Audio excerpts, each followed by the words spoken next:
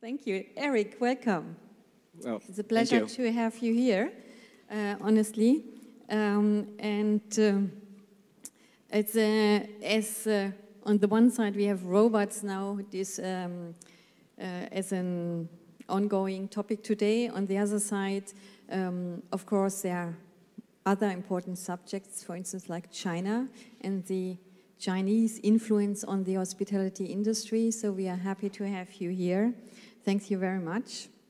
You are the Chief Financial Officer and one of 3 executive directors of Plateno Group. This means you are also in charge of everything, of the strategy as well. And Plateno Group is the biggest Chinese hotel group indeed. It still is, with 3,000 and more hotels meanwhile. That's correct. Correct. Yeah. We have about more than 2,500 hotels in operation, and with another 600-700, probably more, as the number grows every day in our pipeline. So combined, it's more than 3,000 hotels. Yeah. And it's now a big challenge for you to open 500 hotels per year, or? Well, it's not such a big challenge for us, considering the growth potential in China, as well as the, I guess, the global opportunity, as we're also expanding overseas. Okay. You cover 300 cities in China and in 9 countries. So can you just list a few countries you are in outside China, please? Well, we started to grow outside of China overseas about maybe 2.5 years ago. We set up office already in Europe. Our office is actually, European office is actually in Berlin, just by coincidence. And we also have an office in Southeast Asia, look for opportunity there. More recently, in fact, later on today, we're going to have a press conference. One of the announcements we're going to have in the press conference is the setup of a joint venture in Africa. The office will be based out of Nairobi, Kenya, basically looking after the opportunity in East Asia for the most part. So those are what we have done so far. We have hotels outside of China in a country like Thailand, Malaysia, Indonesia, Austria, Germany, Paris. We are France. We actually have 1 hotel in Paris. And soon, by end of this year, we will have at least 3 to 4 hotels in Kenya, Africa. Yeah. That's quite a big spread already. We come back to this later. And I think to get an impression of what Platino Hotels is about, we have collected some photos, and I suggest just to watch the photos, please. Can you start the photos, please? Photos, please. Nobody in? Can you start the photos, please? Lunchtime is over. Okay, let's see.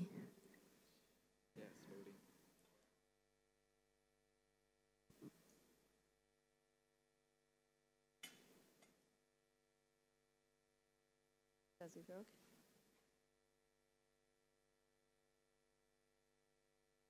This is technology.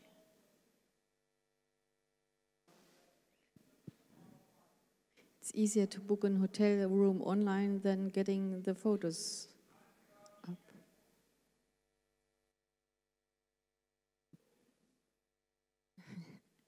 Very nice. We try to repair this. Annika, would you check please inside where the presentation for Eric is, and we will show the photos later. Sorry for that. Do you want me to do it? Yes, why not? If possible. Like a ghost. Okay, nice. Eric, you have several brands under the roof of Platino Hotels, but the main brand is 7 Days In. So, which number, how many hotels do you have? How many are 7 Days In? Well, just maybe let me start with a very quick history of the company. Our company was founded in 2005, about 11 years ago in China. We actually started our business in the economy segment, and our very first brand is called 7 Days In. The logo is just a number 7, very easy to recognize. And we grow the business very fast. And it took us 4 years to get to 300 hotel, roughly mark. And then we had a very successful initial public offering, IPO at the New York Stock Exchange. So we listed company for 4 years until 2013, when we decided to work together with some of the major private equity firms to take the company private. And that was completed July 2013. And at that point, we only had one brand, which is 7 Days In. But since, in the last 2.5 years, we have been aggressively launching new brands in not just the economy market, but also the mid-scale and high-end market. We have about 14, 15 self-creative brands at this point. We also have 3 international brands that we work together, basically to help them develop their business in China, including the Hampton by Hilton brand, which is the largest brand Hilton owns in the mid-scale market, Hampton. And also Barcelo, which is a Spanish brand that we will work together to develop in China and some of the Asian countries. And lastly is the Amaron, which is a German brand. Again, we're going to help them develop the brand in the Asian market. So altogether, we have about 17, 18 different brands, from economy to mid-scale all the way to high-end. And the 7 Days In is still our largest brand. We have more than roughly 2,500 of them in China alone, which makes it, I believe, if you look at the number of hotels, it's probably the largest economy hotel brand, even on a global scale. On which basis do you cooperate with the international brands? Is it a joint venture? Is it a franchise? Or what is it?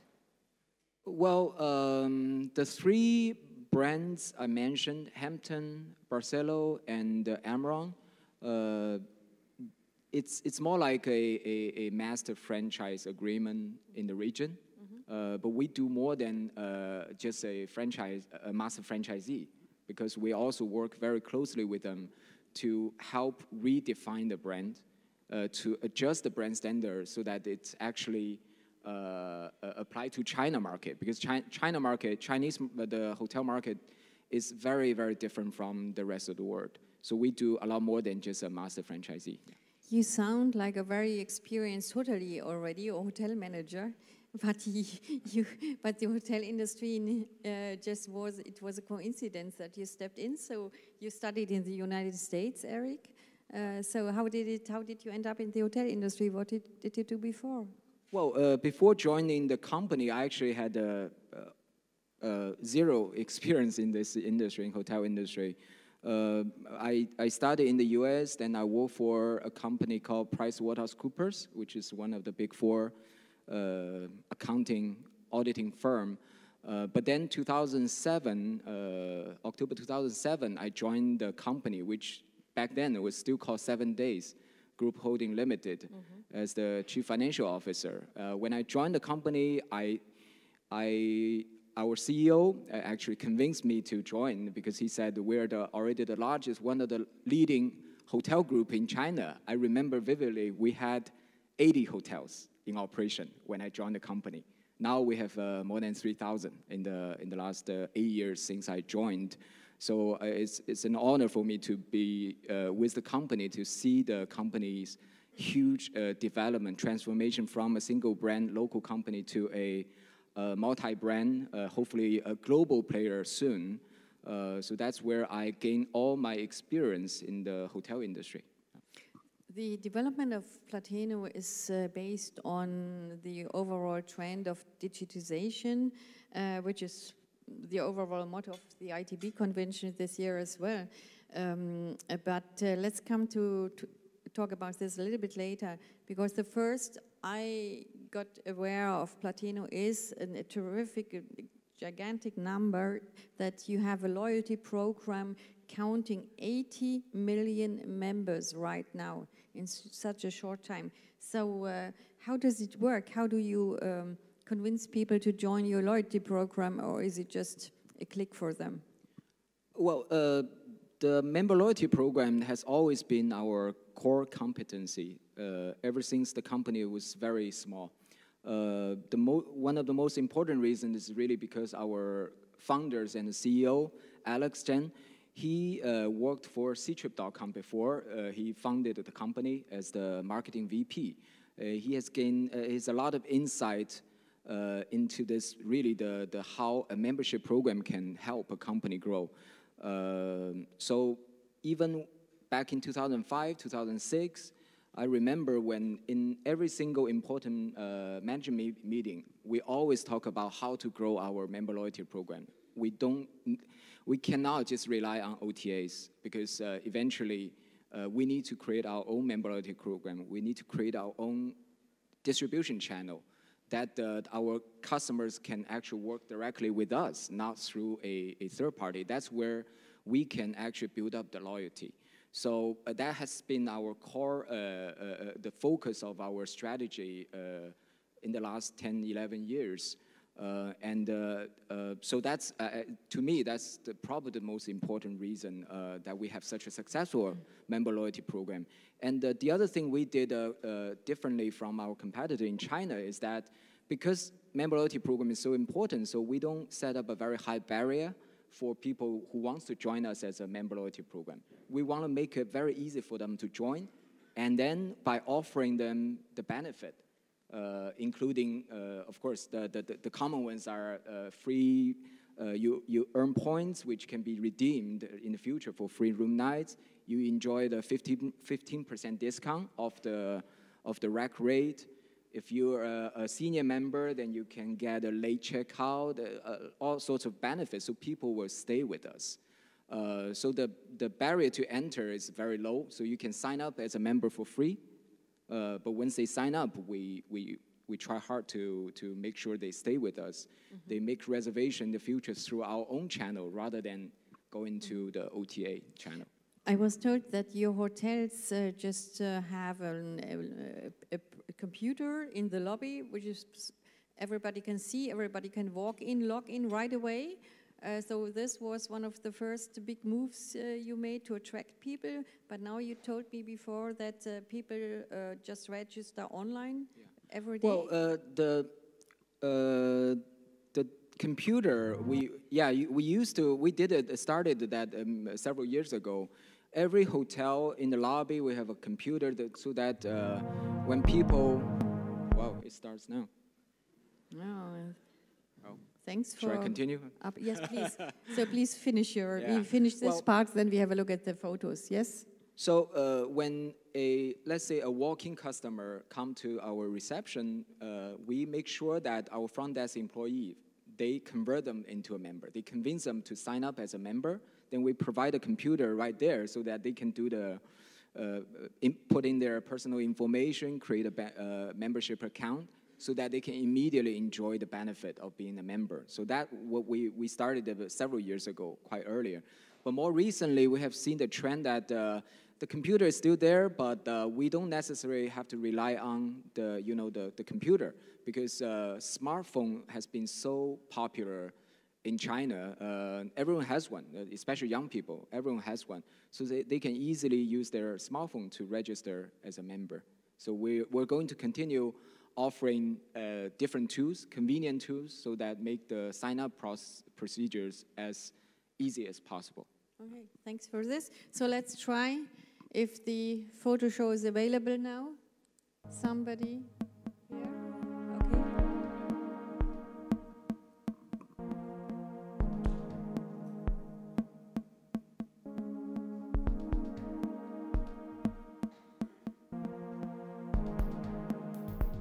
This is in Chiang Mai, Thailand.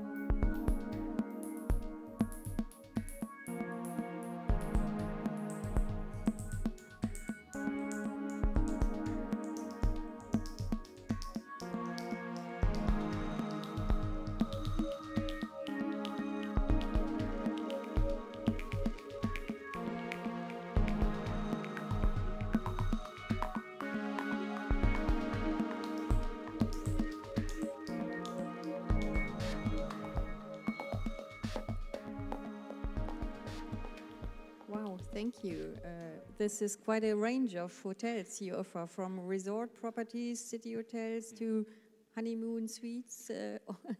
Yeah, I recognize some of the hotels. I believe those we put together the photos. Mainly, we took the photo from hotels overseas. The hotels we are actually currently have it in operation outside of China, like Thailand, Indonesia, those part of the country. Okay, so let's continue with the distribution question. I think your loyalty program, of course, is one opportunity to find guests. What about, you already mentioned C-Trip, yeah, but also I learned from Chinese as well that you all chat via WeChat. And how active are you in WeChat? How important is this to your hotels, to your target group, meanwhile? Well, I mean, WeChat is very important to us. It's actually getting more important every day, just because it is so popular. For those of you who may not necessarily know WeChat or use WeChat, WeChat is... I mean, 2-3 years ago, we called it WeChat is similar to WhatsApp, but now it's a combination of a lot of things like WhatsApp, Facebook, maybe Instagram, a lot of things combined. People are even talking about WeChat being the new generation of internet, meaning you can do everything on WeChat. The latest number, if I remember correctly, WeChat has 600 million users in China. Most of them are very active users. They turn on the app many times a day. So it's very important to us. We started offering the function for our members to make reservation, to book rooms through WeChat.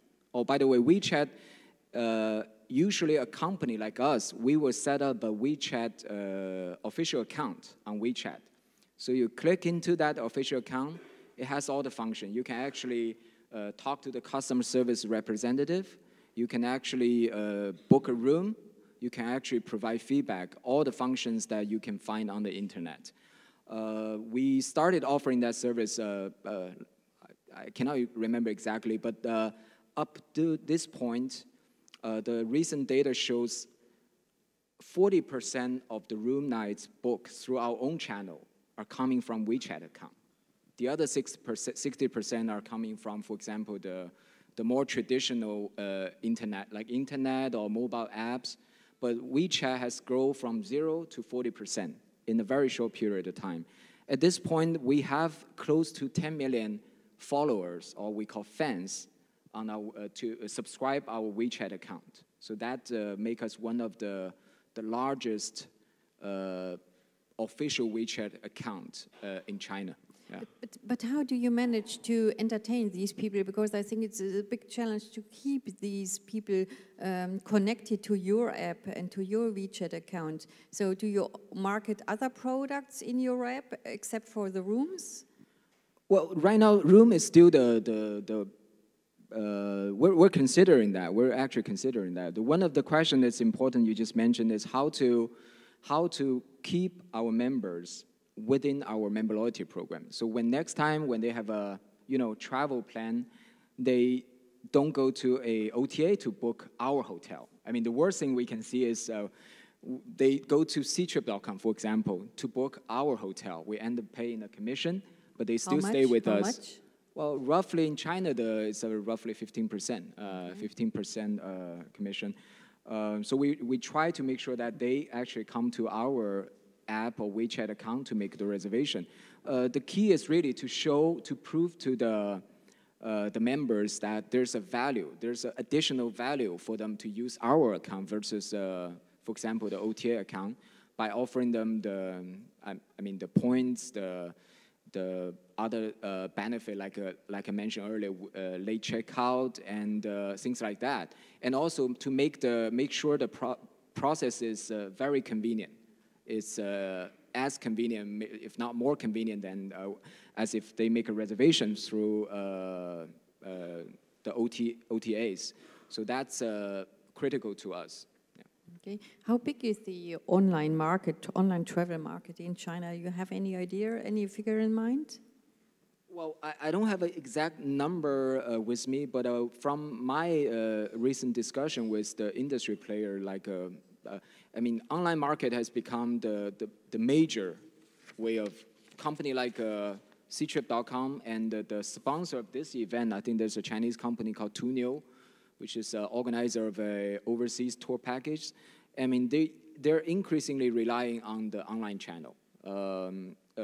One of the number, if I remember correctly, Ctrip more recently, 80% of their orders are actually through not just online, but mobile channel. Okay. That's 80% of the total orders. So the traditional way, for example, call center for us right now is we don't generate much business from our call center.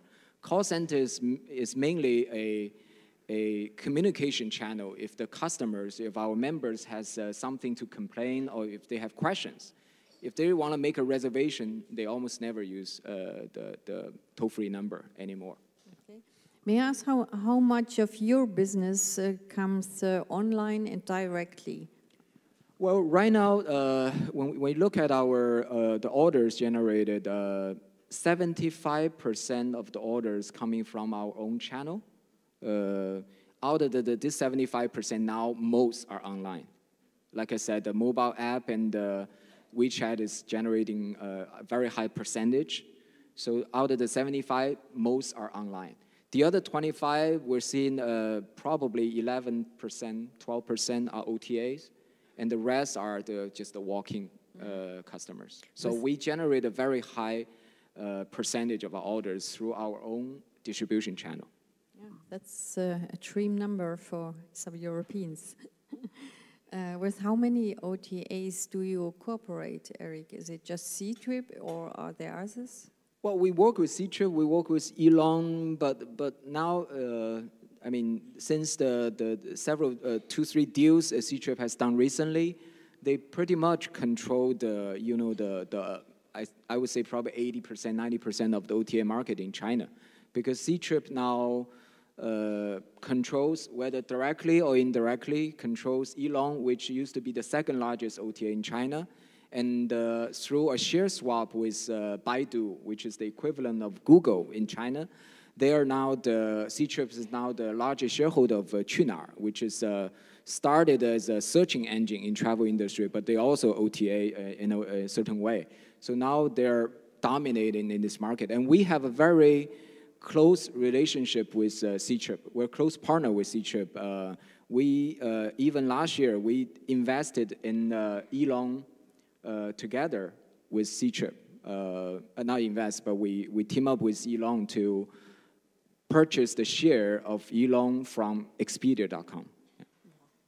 What a global world, meanwhile, huh? And do you discuss in China something like we do, something like rate parity? Is this a challenge for you? Do you talk about this, or is it? Well, I mean, for any OTA, rate parity is certainly something that they care a lot about. And for hotel companies, I think for either single hotel, non-branded hotels, or smaller chain, like if you have only 10, 20 hotels, it's very hard to really fight against the OTA if they generate 20, 30, 40% of your business. So I think that's an issue in China as well for the non-branded hotels or smaller chain. But for us, I think we also do a lot of business with OTAs, but because we have our own distribution channel, our own member loyalty program, which generates significant percentage of orders. So we have, even if, let's say, if we have to negotiate or bargain with the OTAs, we are definitely in a much better position than the smaller player or the non-branded hotels. Okay, so, but your average commission, you said, is about 15% in group-wide? Yeah. Group-wide? I'm sorry? Group-wide, throughout for the whole group? 50, so in average, all hotels? Yeah, 15% depends on, that's detailed commercial term. It depends on the volume. Sometimes it's, okay. minor adjustment on that. But 15% is roughly the level. And if you break down your booking numbers, your direct bookings, break it down to age groups, do you see only the younger ones, the people up to 20, 30 book online only, or preferred online, or what about the elder people?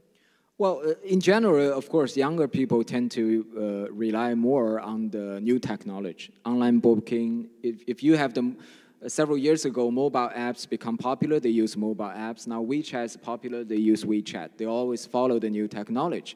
And even our own member loyalty program are very young. More than 60% of our members are in the age of between 18 to 32. So we have a very young member base, but very dynamic, very active. Okay, but you don't make a difference in your marketing between age groups, so you don't have specific promotions.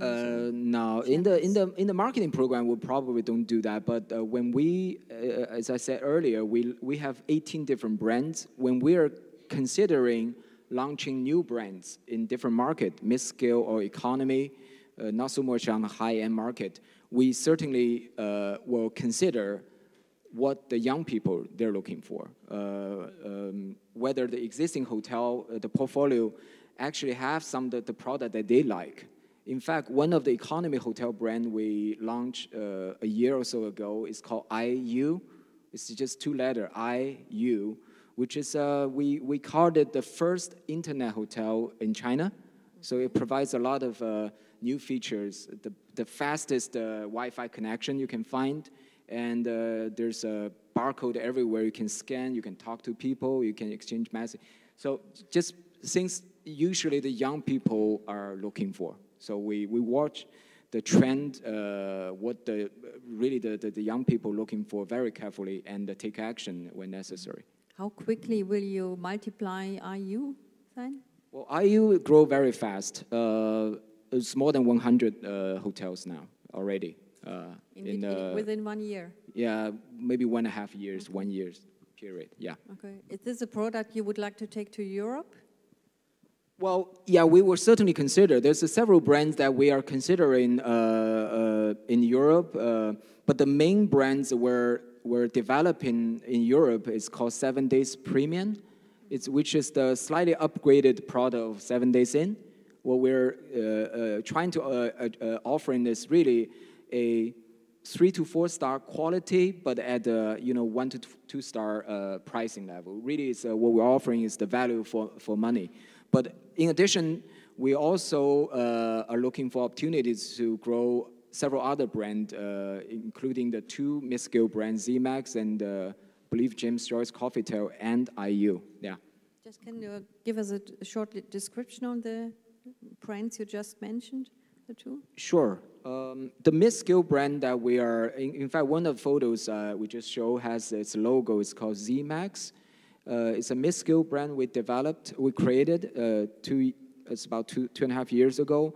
It's almost like a W hotel concept, young, hippie, and fun hotel, but in the mid-scale space, because W is actually at a high-end level. So that's what we're trying to create. The second one I just mentioned is called James Joyce Coffeetel.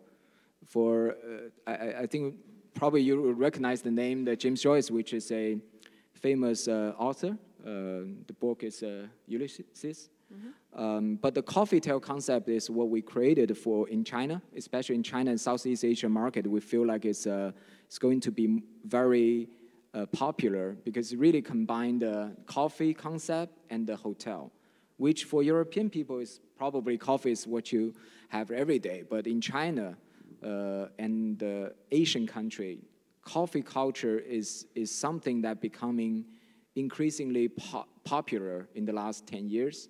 And for example, Starbucks has a very aggressive expansion plan in China. All the young people, they feel like holding a Starbucks cup of coffee is something really trendy, really walking on the street feel very good. So we want to capture that trend and to provide a product that the people who like coffee culture would also like to stay in the hotel. Okay, so as you founded your European office here in Berlin just 1 year ago in September 2015, how far are your expansion plans developed, especially by brands? Are you planning to take one Chinese brand and bring it here in a one-to-one version? Will you adjust it to European needs, or what's your idea about expansion in Europe? Well, European market is, we fully recognize it's a very different market from China.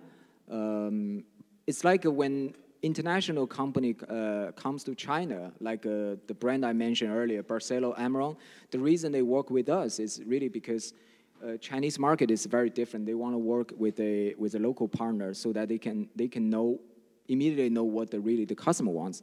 When we enter in the plan to enter European market, we also fully recognize that it's a different market. So really the expansion plan, we don't want to enter every single country, because European, there are so many different countries, different culture, different language, legal system. But we focus, after very detailed analysis research, we decided to focus on, the Central Europe and the probably part of the Eastern Europe, because we feel like there's a more growth potential in the future. Germany, Austria, Poland, Czech, those areas is where we are focusing on right now. And the step one is to develop our own brands. We already have, I believe, 5 contracts that we have signed. One of them in Linz, Austria. In? Linz, Austria. In Linz, Austria. Yeah, Linz, Austria is already was open a few weeks ago. I was happy to know yesterday that in February, there's 1 week that hotel has 100% occupancy. So we seem to have a good start. And the second hotel will be open soon, by the end of March in Salzburg, Austria. Again, Austria. But we have a project in Berlin, in Frankfurt, potentially a few more in the German-speaking region. And lastly, we are also open to any partnership with local players here. Okay. Because if we can find a good local player who is open-minded, who like the growth potential, like the contribution from China outbound tourism, we'll be happy to have an open dialogue and to try to discuss what's the best structure that we can work together. I mean, at the end of the day, we fully recognize that the only partnership that will work is the partnership can generate mutual value. General value for both sides, not just for us, but also for our partners. Sure. Yeah. Do you plan to have only new build properties here, or do you also accept conversions, or will it take too long in your eyes? Well, we look at both, and it's new builds or conversions, because we are not a global player yet, although we're growing expansion globally. So we fully recognize that. So when we enter the market, we want to position ourselves as a company. We have our unique value proposition, and we are actually more flexible. We're looking at the location that's up and coming, maybe B locations, but has a lot of potentials.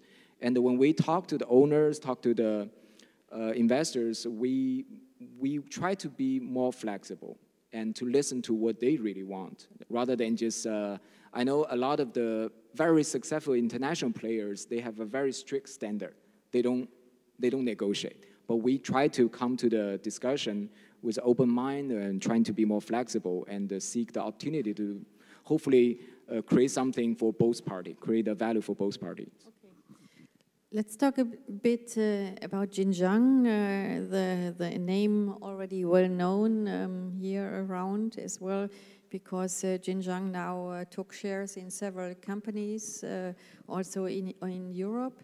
Platino was a private company. Now when was it? Last September? Yes, Jinjiang now owns a stake of 81% in Plateno Group. What does this mean for you to be under the big roof of Jinjiang now? They have 1,900 hotels in operation, and they're the European company they invested in is Louvre Group, yes. Yeah, with 1,100 hotels, and Platino, you run 3,000 hotels about.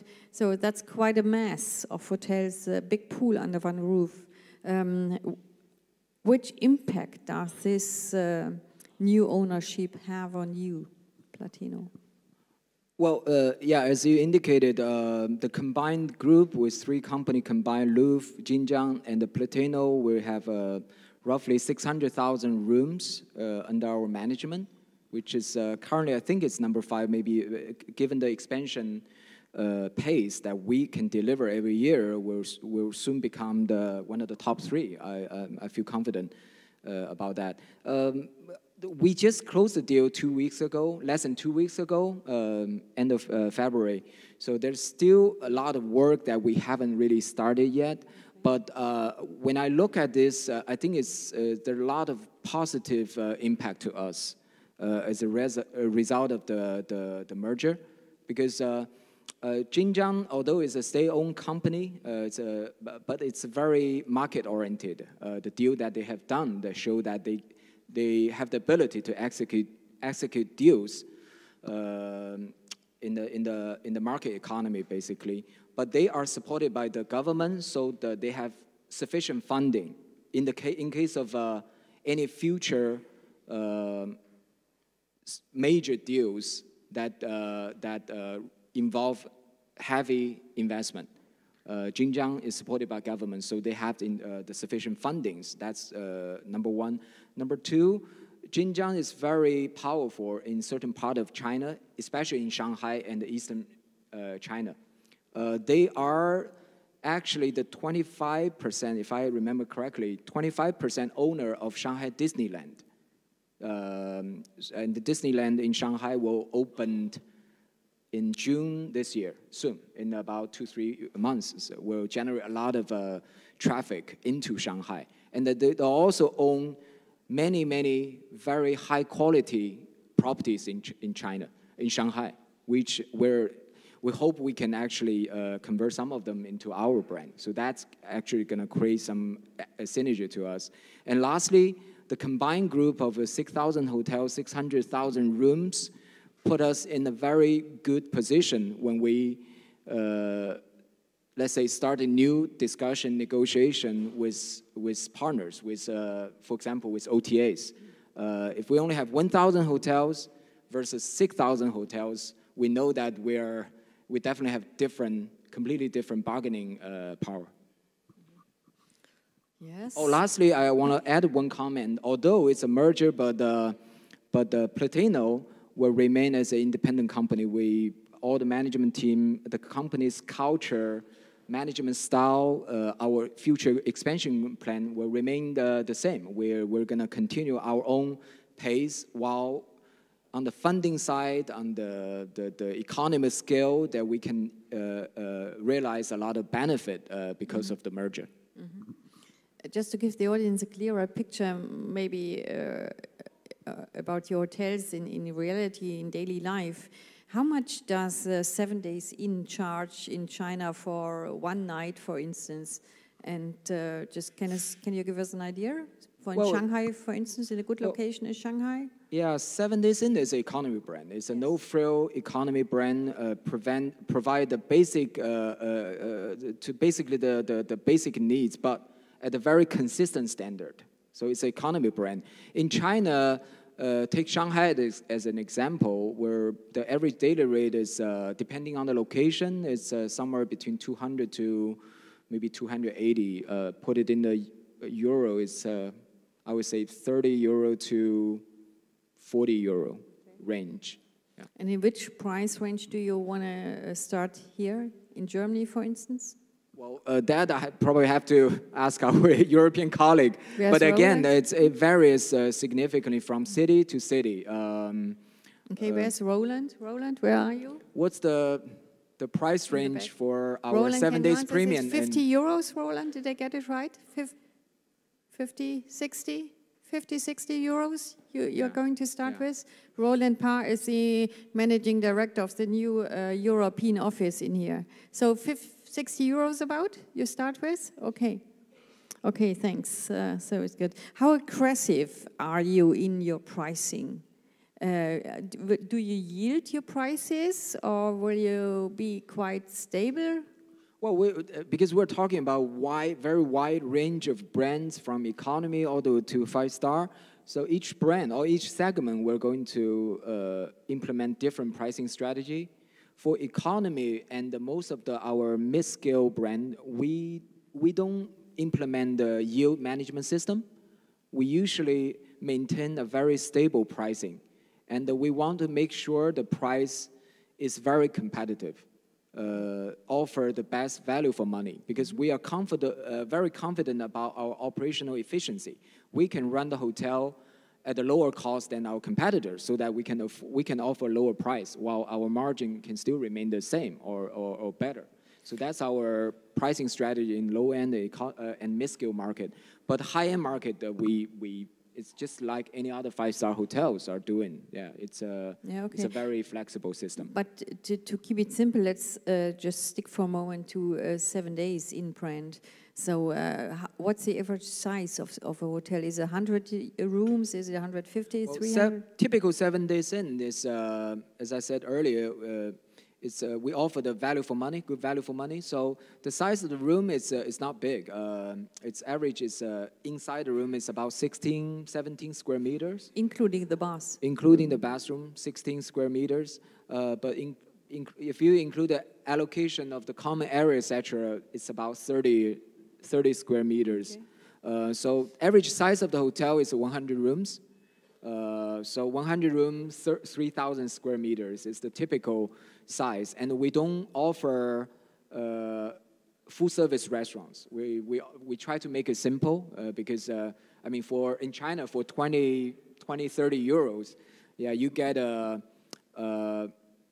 free internet access. You get all the cable TV, air conditioning, hot water, everything included. It's a very good deal. But we don't necessarily provide the F&B services because we want to keep a very lean operations. Mm-hmm. How big is the team you need to run a 100-room hotel? Well, I think that just take China as an example, because other countries, each country has a different case. But in China, our average is if it's a 100-room hotel, economy segment, for example, 7 days in, we have probably 16, 17 people to operate a hotel, including we do the cleaning and everything by ourselves. So it's about 16, 17 people, which is lower than most of our competitors. Again, because we want to keep a very lean operations, very efficient operations. But why do have others to spend more on stuff?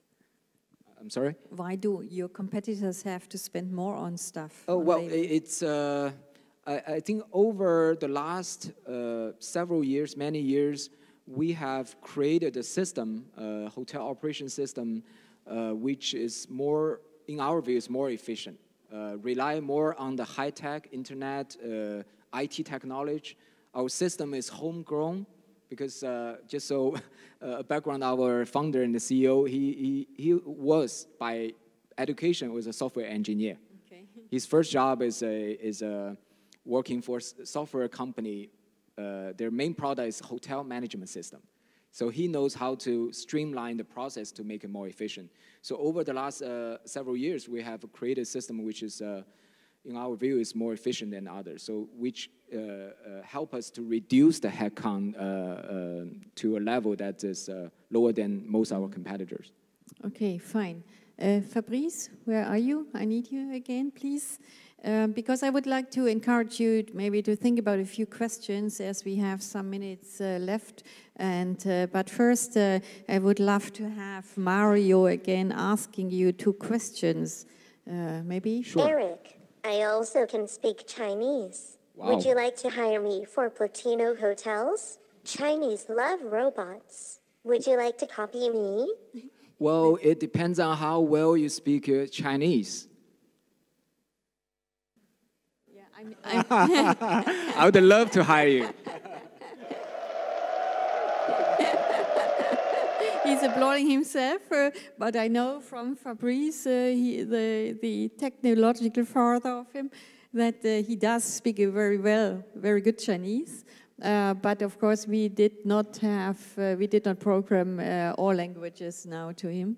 But it's nice. And then the second question was, would Chinese love robots, and would you like to copy me? He asked. Well, yeah, I think this is going to be very popular in China. I mean, it looks cute. Yeah. Can you imagine him to have him set up on the reception deck like your colleagues in Ghent do it with the Marriott? I think so, yeah. In the hotels, especially, I mean, some of the brands mainly targeting the young generation. I think this will be something very interesting to them. Yeah, look his eyes. He's curious about your answer. Huh? Staring at me. Exactly. And blinking now. It's very nice. Okay, thank you very much, Mario, for this. He's a funny guy.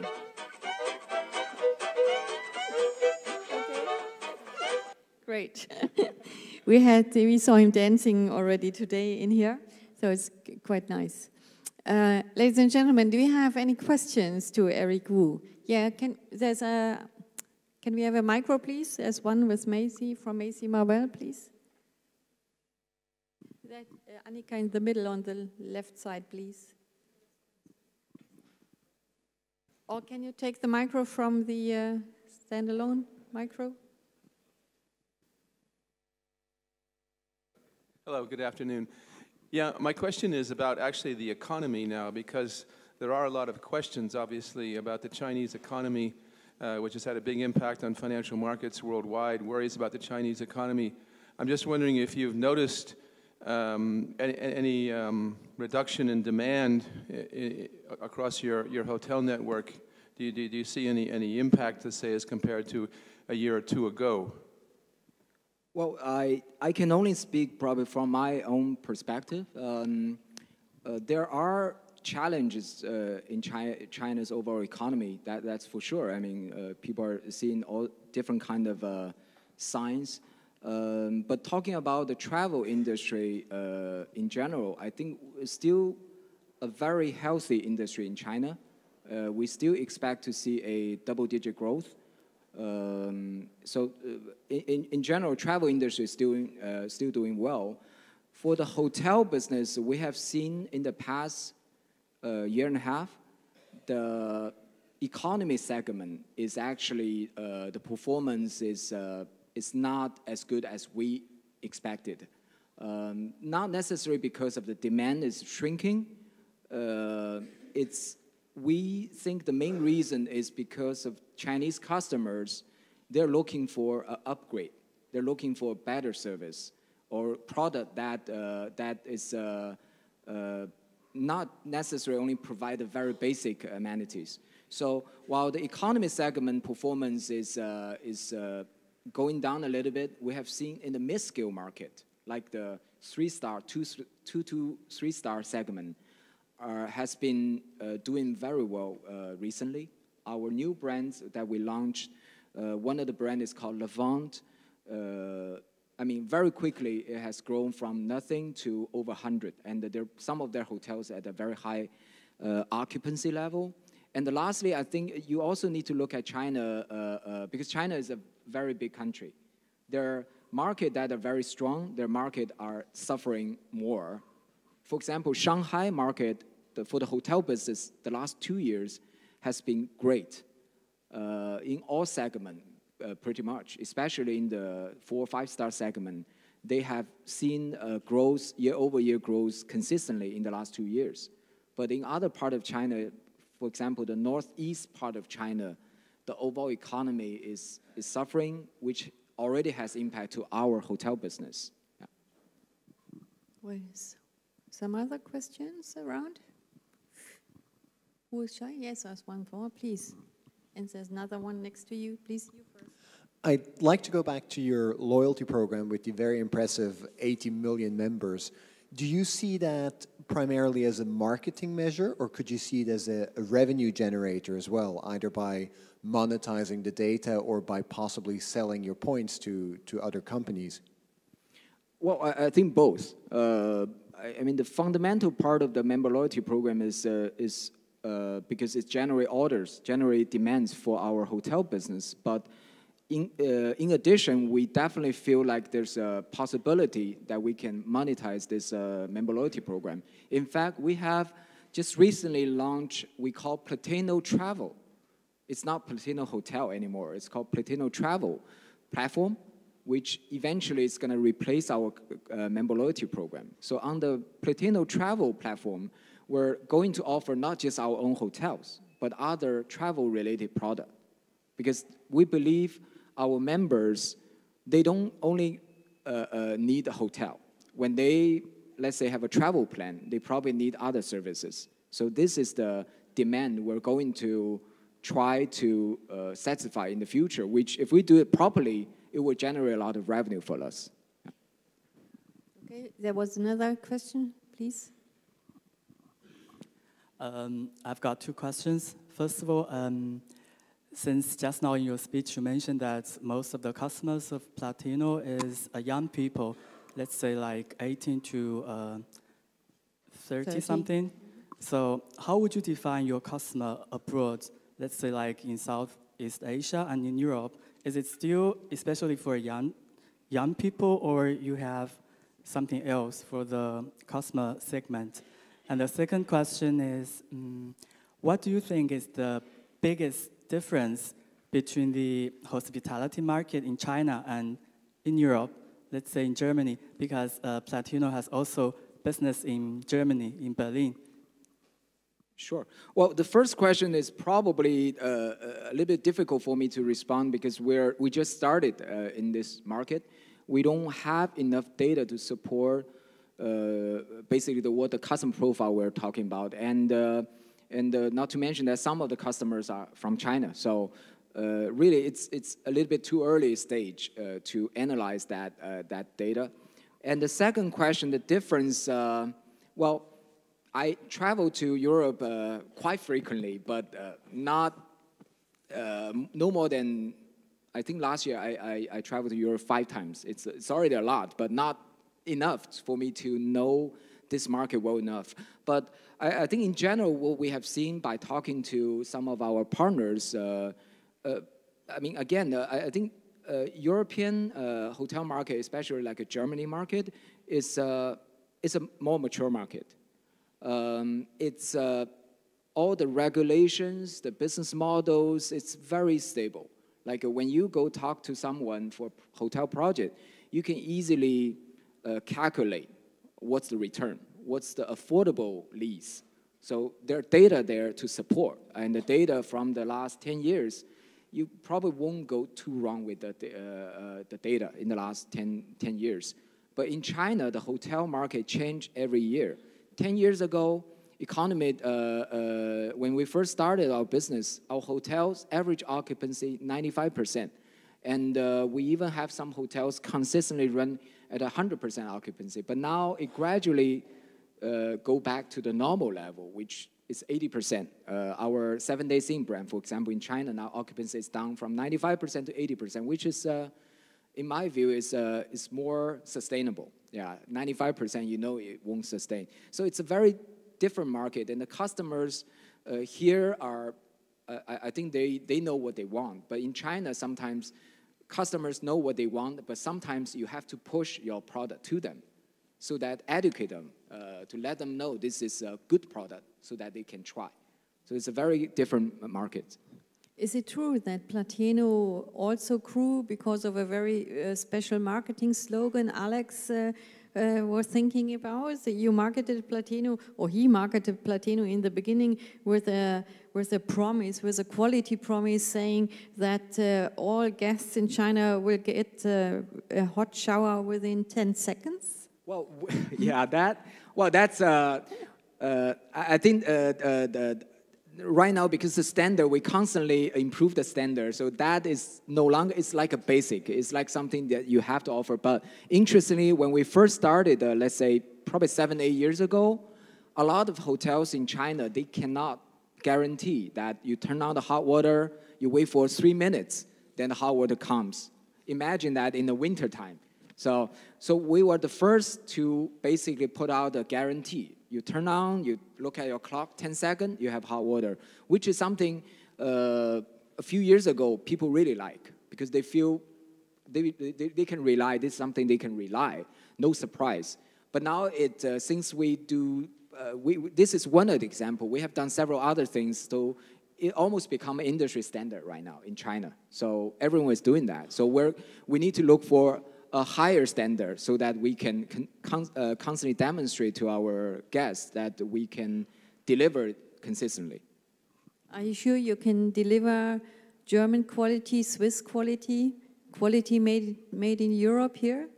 Well, we were definitely heading to that direction. When we launch our Amaron product, for example, we just had a discussion during lunch, is the German quality, because Amaron is a German brand. German quality is what we're probably going to offer to our guests in China when we launch the Amaron brand. Okay, great. Any other question? Otherwise, I would just allow one more, please. Please, quick. Yes, quick, you explained about your massive expansion that is going to happen and the quality standards. You will need a lot of people to deliver that quality and to have the talent in your new hotels. Do you have a specific strategic human resources strategy in place or an employer branding strategy in place? Please, short. Yeah, well, in China, for sure, we have a very sophisticated hiring training program. We have our own academy. We put through the people into different training program before they can take over as a hotel manager. But overseas, we think that's going to be a very important, I guess, tasks on our list. As we have more hotels in operation, we definitely need to find a way to. We're even considering that some of the, the best hotel school in Switzerland. Then through certain partnership, then we can get a well-trained students fresh out of college to join us. That's something that we are actually considering. Okay, thanks. There was one more question, the very last one. This one, Annika, right here, the gentleman in the middle, please. This is, I have to say, sorry, the last question we allow. I'd like to understand your attitude to property ownership within the group, and perhaps you could give us a breakdown in terms of your Chinese estate, in terms of directly owned, leased, franchised, and management contract, and what's your attitude in terms of expansion, particularly in Europe? Are you seeking franchise or leased, etc.? Well, in China, we are, the new hotels we added in the last 3, 4, 5 years, they're all management contract, because we believe in the SLI model in China. We have about, out of the 3,000 hotels, we have about 500 of them are leased and operated from the early days. But in the future, we're going to focus on the SLI model, hotel management contract. But talking about European expansion, because Europe market, again, is a different market, because we're relatively unknown in European market. So the 5 projects we have signed, they're all lease contract. But we don't plan to own any property. And we never own a property in China either. Okay. I think we could continue for several hours to learn more about the Chinese way of thinking, experimenting, and expanding, of course. Eric, it was a pleasure to have you here and to get your view. Thank you very much. Thank you. Thank you, everyone.